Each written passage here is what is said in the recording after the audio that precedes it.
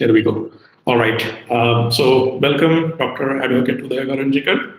Um, so a brief background for this topic. Okay. So as we are using software services for almost everything, including banking, healthcare, entertainment, education, socialization, governance, especially during this pandemic, it is essential that the software we develop is accessible to everyone. What are some typical barriers to access? The most prominent one is disabilities. According to the World Health Organization, 1 out of every 7 persons in the world has some disabilities. These can be visual or hearing impairments, learning or cognitive disabilities, or motor sensor disabilities, or a combination of multiple of these. A disabled person, or a Divyang as it's called in India, may not be able to interact with the software as easily as a non-disabled person.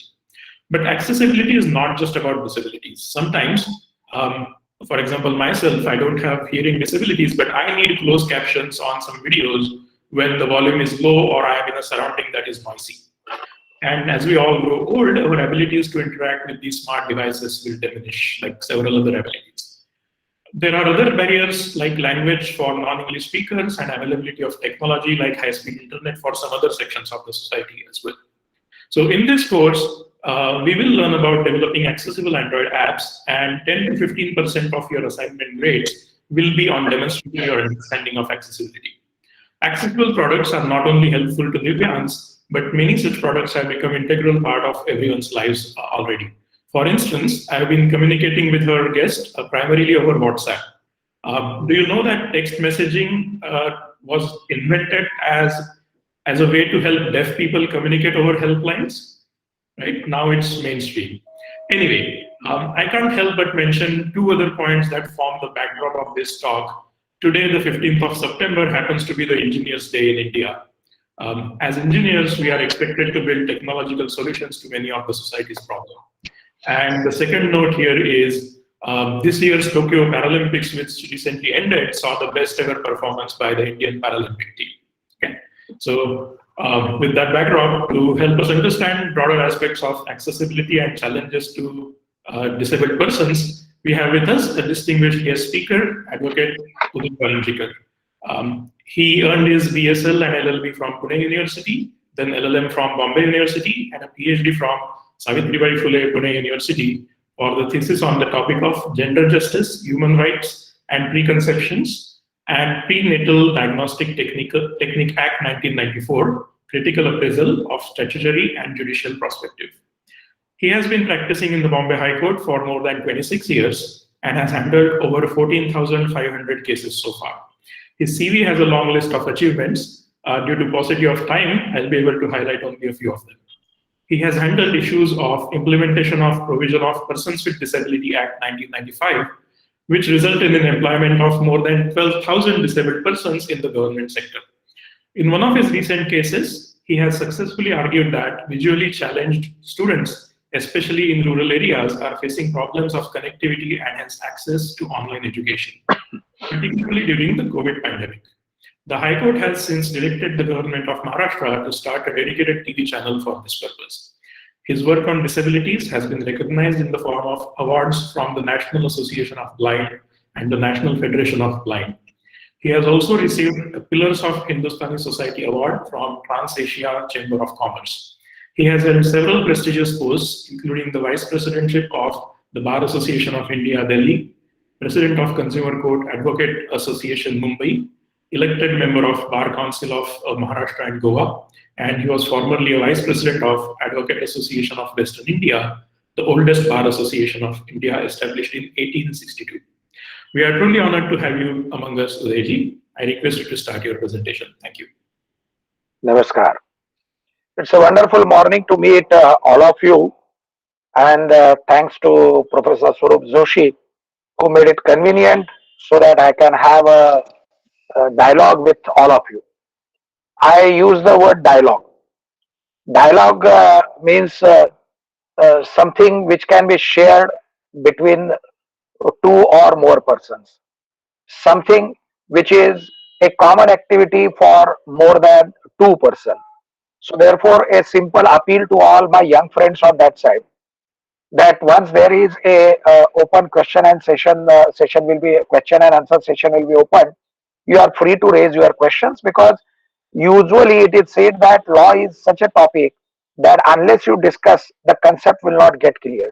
So therefore, I will encourage interaction between myself and all my young friends who are on that side.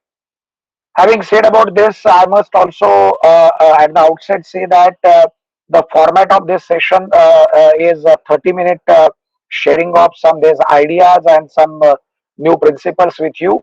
And based on that, there will be a question and answer session. I, being a practicing advocate, at 9:50, I will have to leave this session because at 10:30 the courts will start. So therefore, I will have to give time to prepare time for preparation of my other matters. So therefore, let us go by the time schedule which has been organized, which has been provided by the organizers. Let me tell you very frankly, till recent years, this accessibility issue was not at all discussed in India. I'll elaborate this. Why I'm saying so? Though we are having a constitution from 1950, though we are saying that ours is a largest democratic country, though we are saying that we are having a 5,000 years old civilization, though we are saying so many things about ourselves, but to bring those persons in the mainstream was a challenge, even at that time and even today also. Constitution gives a guarantee to all those citizens of India, which includes the political, social, and legal justice. Now you will come to know that these three terminologies are carrying such a huge meaning, and you can't even imagine what is left out. There will be a political justice, there will be economical justice, and there will be legal justice. All kind of justices are assured to our citizens of India. But still, the question comes that those persons who are not in position to avail those things, what is required to be done, and that's the challenge. Having said about this, let me take all of you back to the basic provision. Uh, I'll ask a simple question to you. I am told that it's a BITS Pilani, very prestigious campus at Goa. It's a deep university, and you people, all my young friends, are thinking of having a beautiful career options which will be there, and you will settle soon in your life. But my simple question to you is this: whether the BITS Pilani Goa campus website is accessible to all citizens of India. Today morning, while making a preparation for this session, I visited your website. Very attractive, very beautiful, very informative, interactive also. But with respect, it is not accessible to all. I hope Professor Swarup Joshi will take a note of this, and he will submit his whatever input to the authorities. Let us have a comparison. Let us compare this website of BITS Pilani Goa with a Government of India website, which after a lot of struggle, it has been made comparatively better accessible, which is that the website you will find where the Accessible India campaign has been launched. And that campaign was launched on 3rd of December 2015, and they are having their own website, disabilityaffairs.gov.in. This is that particular website. Those who are interested, you may note down, disabilityaffairs.gov.in. You will find there is an option about the screen reader access. I believe and I trust that you are aware about this screen reader option. There is a option about the color scheme of that website, because I believe you are aware about the around 8% of Indian citizens are having color blindness. There are other few facilities which are provided in that website, which is useful for the today's session. Having said about this, let me tell you what is that kind of a thing which is required. Now, to be very frank, I have been told by Professor Swarup Joshi that you people, young friends, are developing Android apps which will be accessible to all citizens. And therefore, the objective of today's session is that you should get some idea about the laws on the accessibility. You should get some idea about the government policies in India. And now the new challenges which are there about the digital accessibility. These are the three things which are required to be covered in the today's session. So let us try to start with the first one. So therefore, as I said that the Constitution of India contemplates a right to life, which is already covered under Article 21 of Constitution, but still large number of persons were unable to enforce their right to life. This right to life, which is guaranteed under Article 21, has been interpreted on so many occasions by the Honorable High Courts and the Honorable Supreme Court to include different facets, different angles, different things so far as the term life is concerned. But despite that, you will find that a large number of section of the society was not in position to have that particular dignityful life. And Professor Joshi made a reference about the World Health Organization statistics, which is about the world. But let me make a reference about the World Health Organization statistics about India. They are coming with the statistics that, according to them, 10% of the Indian population is this way or that way coming under the category of a disabled. 10%. So we will come to know that this is that large chunk of a population which is in the need of accessibility. In other words, around 13 crore, because today we are having 130 crore, so 13 crore is the population as per the expectations of the statistics of the World Health Organization. Having said about this, let me take back to the 1995 enactment that was known as Persons with Disability Act 1995. In 1992, there was a regional conference of Asia Pacific countries, and in that conference, a resolution was made, and that resolution was implemented by the Indian government by enacting the law that is known as Persons with Disability Act, which gives some kind of a special status to the persons with disability. But unfortunately, that act was covering only 7 kinds of the disabilities, and there was no specific provision about accessibility, but there were indirect provisions, because you will find that digital accessibility was not in the screen, in the picture at that point of time, but the architectural disabilities, architectural barriers was one of the thing which was considered at that point of time. To give an example, 1995 Act was making a provision that there should be a access to all government buildings. All disabled persons should be able to freely move in that government building. And you will be surprised, in under the 1995 Act, we found that there was a provision of a separate employment exchange, which is known as a special employment exchange for disabled, and those employment exchange were established on the upper floors, where there won't be an access to that particular premises.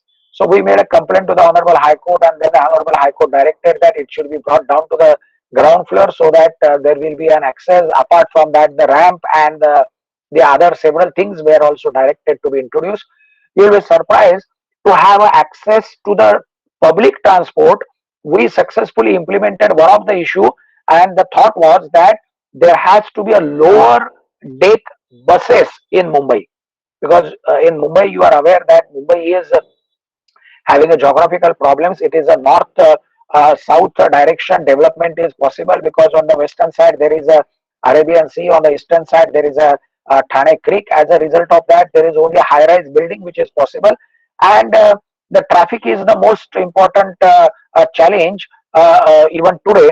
And therefore, we said that those who are orthopedically handicapped or locomotor disability person, they are unable to get an access in the public transport buses, and therefore lower deck buses were introduced in Mumbai. Having said about this 1995, let me take back to the 2007, when UNCRPD came to be passed. What is that UNCRPD? That is 13th of December 2006, United Nations General Assembly adopted a convention on rights of persons with disability. That 2006, though it is said that it was passed on 13th of December, but popularly it came into picture in 2007. Therefore, we call it as a 2007 document because we became accessible to that in 2007. And one of the important right which is contemplated under that General Assembly resolution is about the accessibility right. So therefore, now the large number of activists started demanding that there is a need for amendment in the PWD Act, and now therefore the new act came into picture, which was published in the official gazette on 28th of December 2016. And those who are interested, they may note down the new act. The new act is Right of Persons with Disability Act 2016. As I made a reference that an earlier act 1995 was having only 7 categories of the disabled person, but here the concept was a little expanded, and now 21 different categories of the disabled persons are included under the scheme of this act. Now, since Professor Joshi made a reference about some of the types of the disability, but therefore, for the purpose of convenience, I'll suggest that those who are interested, they may go to the a separate provision which is made under the Act, and you will find there is a schedule and Google Mousy, which is there in your laptop or even on your mobile. That Google Mousy, being a search engine, will provide you a access to the schedule. It says that there is a type of a physical disability. Physical disability includes locomotor disability, which includes leprosy cured person, which includes cerebral palsy, which includes dwarfism, which includes muscular dystrophy, which includes acid attack victims. Then the second category is about the blindness, which includes the visual impairment, includes the blindness, which includes the low vision.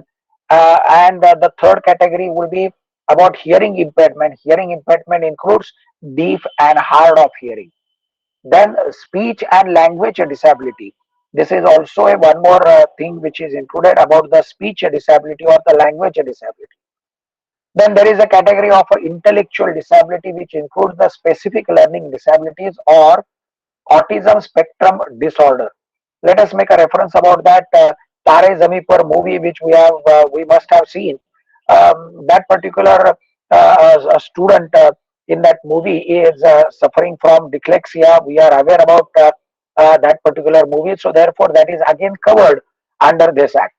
Then you will find mental behavior is another category which includes the mental illness, and then disability caused due to chronic neurological disorder like multiple sclerosis or Parkinson diseases, that is also covered. Blood disorder which includes hemophilia, thalassemia, sickle cell diseases are covered. And as rightly said by Professor Joshi, multiple disabilities which includes more than one of these disabilities are included. So you will come to know that this is now intended to cover a large number of the society. Despite that, you will find that a accessibility of this person is a challenge even today. And therefore, having said about this, let me tell you what kind of a challenge will be there as on today. You will find that now Dragon speech software is available. You are aware about that. But this text to speech or speech to text softwares are not that popular till today. You are aware, being a student of engineering, maybe on the maybe third year or fourth year student, that such softwares are easily available, but there is no access, and the affordability of such a software is a one of the challenge as on today. Having said about this, I'll give another option, which is about the shortcuts of the keyboard. You are aware that keyboard is one of the important thing which is available as on today, and the shortcuts in that keyboard is again one of the common feature which is available with reference to providing a digital accessibility. So therefore, about that also several things can be done. Subtitling and the closed captioning is another one more topic which is covered under this digital accessibility, where you will find that if there is a TV show which is going on or video which is going on, then it will not be possible to understand that so far as those deaf and dumb or hearing impaired persons are concerned. So therefore, they will be able to understand the subtitles which are there. So editing of the subtitle or verbatim subtitling, that can also be one more aspect. So therefore, now for editing of those subtitling, again there will be a scope and new challenges which are there. Apart from that, there are several things which are like non-speech elements. Like if I ask you a question, how you will try to explain a diagram to a visually impaired person, you will come to know that you will not be able to explain him properly. But a petition was filed by a young student from Satara district from Maharashtra, wherein he said that MPSC and UPSC are biased in their examination. They are asking about 5 or 6 questions which are either based on the diagram, map, or some pictures. And we, being a visually impaired persons, we don't have any option to answer those questions. He was correct. The Honorable High Court intervened in this particular situation, gave a direction to the UPSC and MPSC, and now a internal option is given to the visually impaired persons so far as those questions are concerned. Because we made an argument before the court that, sir, it is humanly impossible to explain that diagram within that time limit, and then the person, the visually impaired person, should understand that question, apply his mind, dictate the answer, and then the scriber will be able to write down that answer, which is virtually humanly impossible. So therefore, the court said that your point is correct, well taken, well noted, and therefore direction is given to the UPSC and MPSC. This is one of the success story with reference to accessibility. I'm going to cite several such success stories so that you will come to know that what is happening in the field of the accessibility laws in India. Having said about this, I must make a reference about there can be a hardware issues as well as software issues with reference to the accessibility in the Indian context. Apart from that, there may be some situations when both things are required, maybe hardware, maybe software. You are the student of engineering, so therefore you are the best person to formulate different permutation combination which will be suitable for the for these persons who are not getting an access. uh, I must tell you an example about the Ruia College in Mumbai, which is situated at Matunga, Dadar. You will find large number of visually impaired students are taking admission in that college, and as good as one complete classroom is for those visually impaired students. Why? Because they are having, rather they have developed the entire rather database which is accessible to the visually impaired person. They are the persons who are getting the video cassettes of all lectures, as well as all books are available on the video cassettes, or even the now PDF format, which is not PDF format, like a clip which is which a visually impaired student can listen. Apart from that, those who are having a low vision, you will find that they have provided the magnifiers to those students, which can be used by every student. Then there is a one more best facility which I have seen is that if you insert the regular printed text in that software, then you will get a braille text which can be used by that visually impaired person. Now, having once I have made a reference about this braille text, I believe you are aware that of late in various government buildings there are references where you can notice the braille text, like in the lift, like in the public toilet. You can find that there is a braille. Braille is a typical code which has been developed, and the visually impaired person can sense those dots by touching those object, and based on which there will be a communication.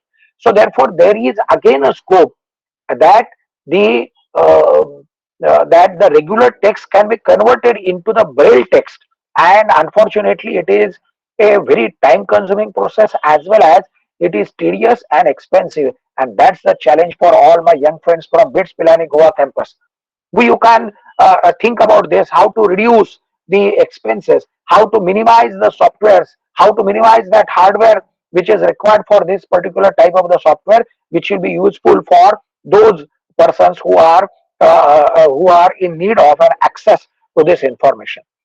You will find that there are several such challenges, like there are persons who are finding it difficult to have a hand and eye coordination. For them, some softwares will have to be used, softwares will have to be developed. There can be a symbol based software, since you are a student of engineering, therefore you are aware that instead of a words or instead of a text, symbol based software makes a sense immediately, so therefore you can develop based on that. Touch typing software, that is also one of the things.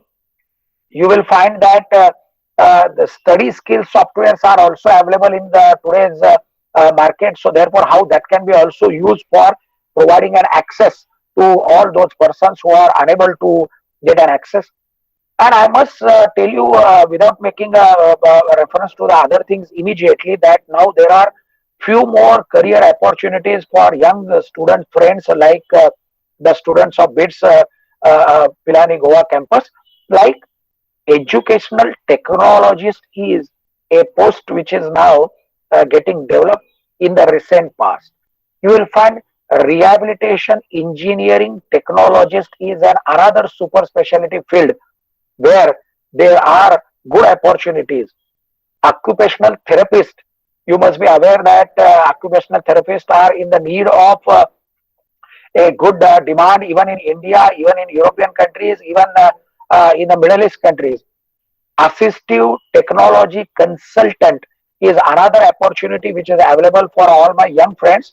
And if you master in this, then I must tell you that the sky is the limit, because this is that particular field where you will find that large number of things are happening, and the sky will be a limit. Having said about this, let me take back to the provisions of the act, where you will find section 40 onwards of the RPWD Act 2016 speaks about the accessibility. Section 40 contemplates about the accessibility. Section 41 contemplates access to the transport. As I made a reference that the airports are not disabled friendly even today. If airports are not disabled friendly, then the trains are finding it difficult. If the trains are not disabled friendly, then well, you can imagine the public transportation is the worst situation, and therefore there are several challenges with reference to the access to the transport which is guaranteed under this act. Apart from that, section 42 contemplates access to the information and communication technology. This is that field where you will have to devote some more time. It says that all content available in audio, print, and electronic media are accessible, are in the accessible format. So if the audio is converted in the accessible format, that is possible. Print, it is something some time consuming and the expensive also. And if it is an electronic media, then again the challenge is also there. So therefore, this is that thing which is required to be considered. Apart from this, the Act says that persons with disabilities have an access to the electronic media by providing audio description, sign language interpretation, and closed captioning. So these are the things which are mentioned by me are already covered under the Act. Now this becomes a right of those persons. And third is electronic goods and equipment which are meant for everyday use are available in universal design. This is that third thing where there is a comparatively ignorance by a large number of persons. So therefore you will find the electronic goods and equipments should have a universal design. There again you will find that universal design, to make that particular designing and then to make it universal, and then perhaps you can prepare a good research paper on this, how to make those designs universal and more particularly electronic goods. So these are the things which are there. Apart from that, section 43 contemplates about the consumer goods, access to the consumer goods. Section 44 contemplates mandatory observance of the accessibility norms. It says that no establishment shall be granted permission to build any structure if the building plan does not adhere to the rules formulated by the central government under this section. So we will come to know that accessibility norms are there, and then apart from that, the building cannot be constructed without that accessibility norm. So section 40 to 47 is with reference to the accessibility issues. Now, this is the law which has been enacted. But as I said that I am now supposed to point out the some good success stories. So therefore, let me tell you that in 2016, when the this demonetization was introduced in India, at that point of time, a petition was filed. Before that, the petition was drafted. The petitioner was National Association of Blind, and the problem which was faced by the visually impaired was highlighted before the Honorable High Court. We said that there used to be a currency coins from 1 rupee, from 1 paisa, 5 paisa, 25 paisa, 50 paisa, then 1 rupee, and those were having a particular shape, and the visually impaired persons were able to identify those currency coins by because of that particular shape. And we made a grievance that now, of late, the Mint as well as the Reserve Bank of India has started introduction of the new currency coins, which are not in conformity with those designs. Now all are circular, or all are the coins, and they don't have a different shape. Apart from that, the complaint was made that if you close your eyes and keep 1 rupee as well as a 2 rupee coin in your hand, you will not be able to identify which is 1 rupee and which is 2 rupee. So therefore, we made a grievance that it is not possible for a visually impaired person to know the actual currency. Apart from that, when a currency was introduced, then we pointed out that traditionally there used to be 1 rupee notes. The 2 rupee note will be bigger than the 1 rupee, then 5 rupee will be bigger than that, 10 rupee bigger than that, 20 rupee bigger, 50 and 100. And then the 500 came, which was in conformity with that. But recently, the new currency notes which were introduced by the RBI and the Mint etc. authorities, those were not in conformity with these norms, and we came at a grievance that it is humanly impossible for these individuals who are visually impaired to identify which currency is this. It ultimately compelled the Reserve Bank of India to float a tender. Tender was for development of the hardware or software to identify the currency notes. We made a grievance that, sir, if a visually impaired person is traveling by a train or a bus or even in a public transport, then how he will identify? Because if he gives rupees 100 for purchasing a ticket, and then whatever currency which will come back from the that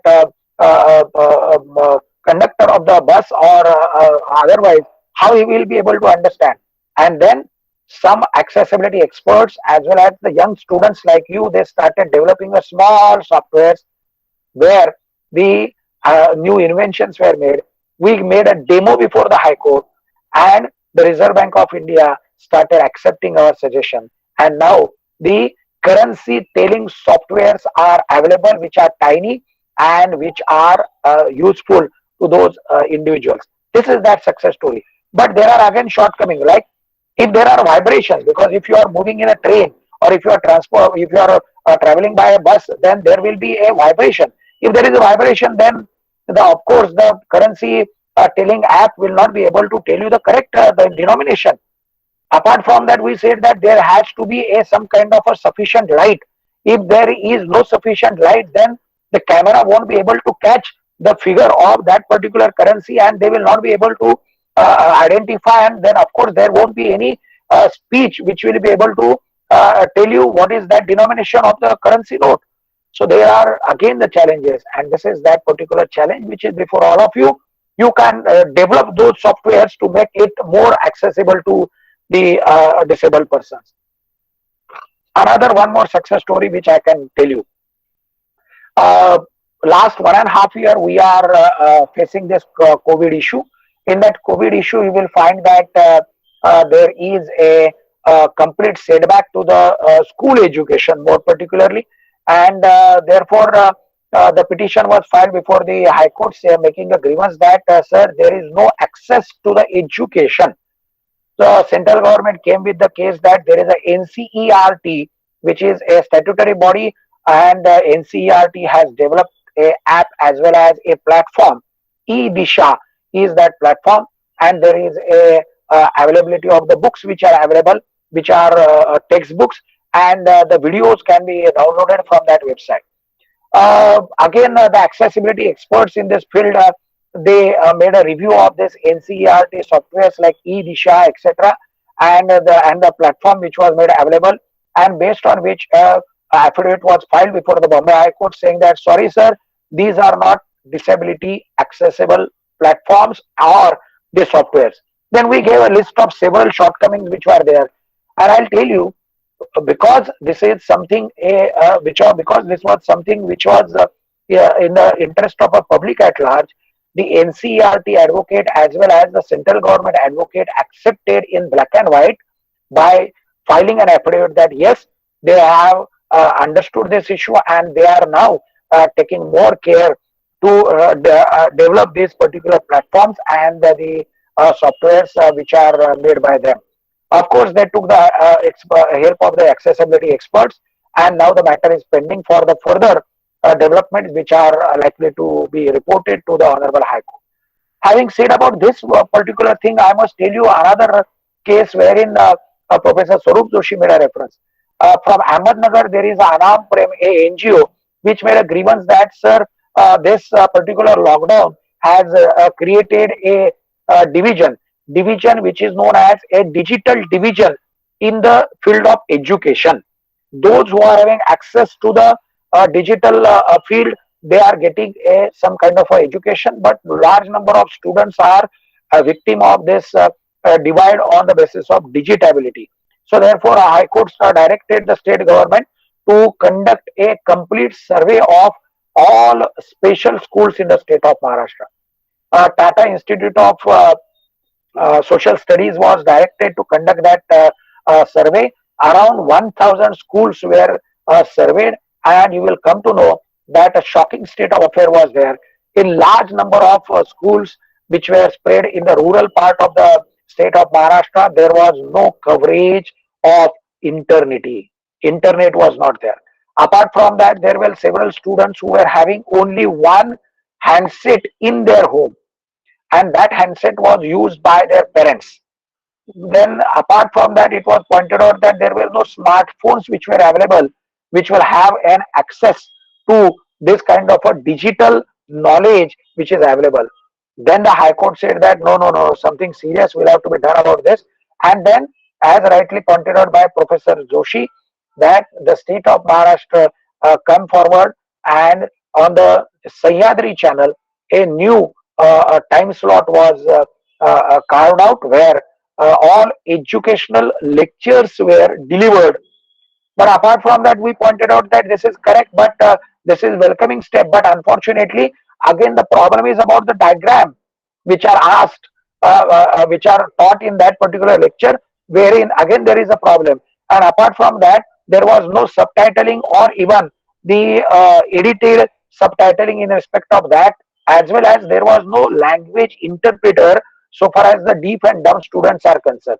Now the matter is pending on that aspect, and I hope that the government will come with some kind of a better mechanism by virtue of which the language interpreter for deaf and dumb student will also be introduced in those lectures. Having said about this, I must tell you that these are the some small examples which I am sharing with you, and the time is a test to check the utility value of those softwares or those kind of hardware or a combined combined things which have been introduced by them. So having said about this, let me recapitulate. I have made a reference about the accessibility laws in India. I have made a reference about the government policy in India. Those who are interested, those who have noted down that, they can once again note down if necessary. Disabilityaffairs.gov.in is that website where Accessibility India campaign you can find, which was launched on 3rd of December 2015, wherein there are different types which are there, and one of the important type which is available for young students like you is information and communication ecosystem accessibility, which is also there where public document and the public websites are to be made as per the international accessibility standard is a object of this Accessibility India campaign. Then enhancement of the use of sign language interpreter, that is again objective. Then public TV program should be there with captioning and a sign language. Again, you will find that kind of a policy in that website. Having said about that, I gave certain examples about the success stories which are told and shared with you. I gave a reference about the different career options which are available. And having said about this, now it's a time to conclude because almost it's 9:41. So therefore, I must tell you, you will get a good package in the campus interview. You will get settled, but there are very few persons in the world who will get a job satisfaction. And I'll tell you with a sense of responsibility that if you do something for this particular class, which according to the World Health Organization is 10% of the Indian population, you will get tremendous job satisfaction. I, being a black coat wearing person, I must tell you, this kind of a work for those disabled person gives me tremendous job satisfaction. I'm sure this job satisfaction will be available to all my young friends who are on that side. I wish them every success, and I'm thankful to thankful to Professor Swarup Joshi and the BITS Pilani Goa campus for making this wonderful occasion to have an interaction with you. All the best. Thank you, everybody. Thank you very much, Advocate Uday Warunjikar. That was very detailed and very encouraging, inspiring talk. Thank you so much. So, guys, the floor is open for questions. We have a little under 10 minutes, but I'm sure we can interact with him through other channels later. But let's make best use of this time. So, if you have any questions, please unmute yourself, ask, or yeah, Dhruv, go ahead. You can unmute and ask a question. Thank you so much for the very insightful talk, sir. The most recent issue that I wanted to ask about that I've seen related to accessibility is the making of mandatory of the Arogya Setu app, which in its then state was not very accessible to both visually impaired, mostly visually impaired people, and didn't have the required features necessary to be accessible to them. In a app that is both produced by the government and mandatory to the public to deal with the health crisis, so how does it was, I think, taken to the courts with a complaint. So how is that dealt with, and how can the accessibility problem be taken in the production cycle of government apps so that it doesn't have to be produced then taken to the courts to be dealt with?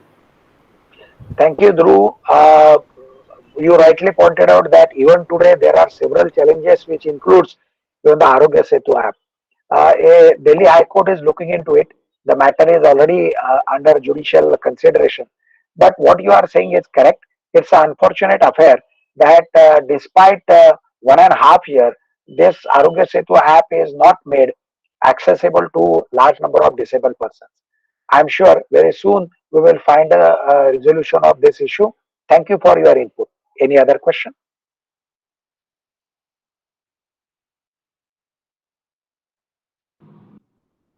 Please go ahead. So unless there is someone else speaking, you don't have to raise your hand. Okay, sir, thank you for this insightful information. I had this conflict regarding accessibility, as in, does the right to accessibility ensure that people are provided with the people who need these devices or instruments are provided with necessary instructions or education or at least information regarding these opportunities? Like, how is this made sure by respective authorities? Apurva, you have raised a valid concern. Unfortunately, in India, accessibility is not yet widely accepted. You will be surprised that very few engineering colleges and very few deemed universities are doing some efforts about this. So therefore, in the field of education, there is a again tremendous scope, and sky is the limit as on today. So therefore, you are right in making raising a question: what is the future with reference to those accessibility norms vis-a-vis the educational field? You are right. The answer is not yet clear. we are at a very young or rather infant stage so far as the implementation of the accessibility norms. And therefore, my appeal is now you can start introduction of some better mechanism by virtue of which the access to the education can be introduced in a better manner. Thank you. Next one, please.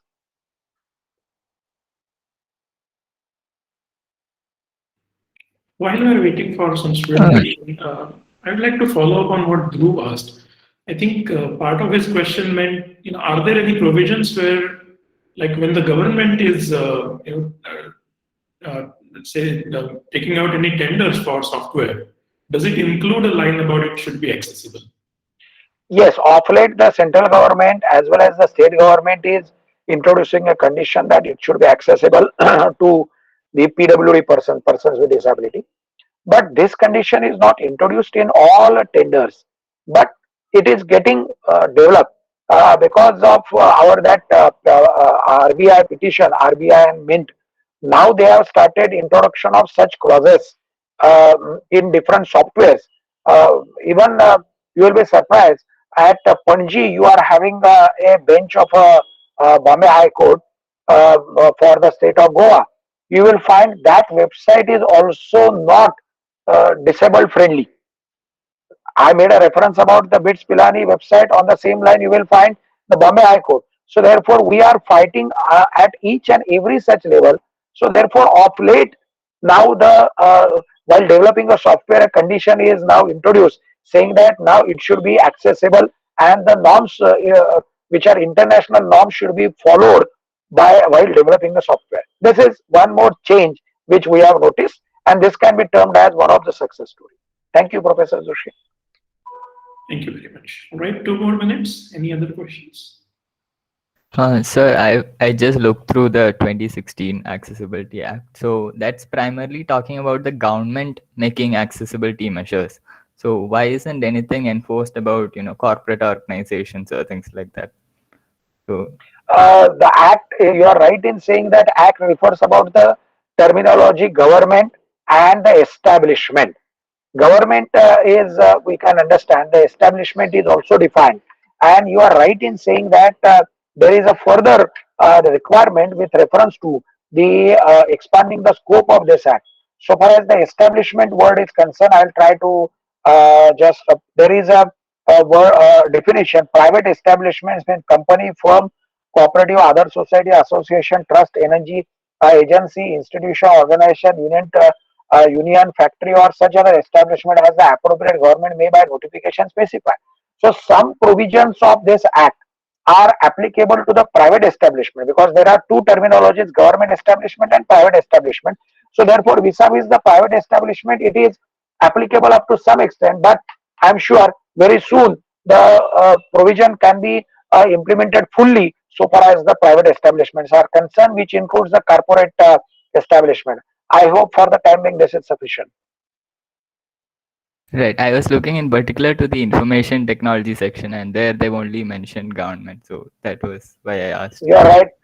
Perhaps the further amendment will be required, Mr. Savio. So Okay. the fight will be unending. And it's a time when I'll have to request Professor Joshi to allow me to leave. Sure. Thank you very much once again. And I hope this interaction helps our student understand the importance of this field as well as the opportunities in this field. Right? Okay. Once again, thank you everyone for joining, for your interaction. And we'll continue to learn on this topic later in this course as well. Let's wrap it up here. Once again, thanks a lot, Advocate Warunjikar. Wish everyone a very nice day. Thank you. Goodbye.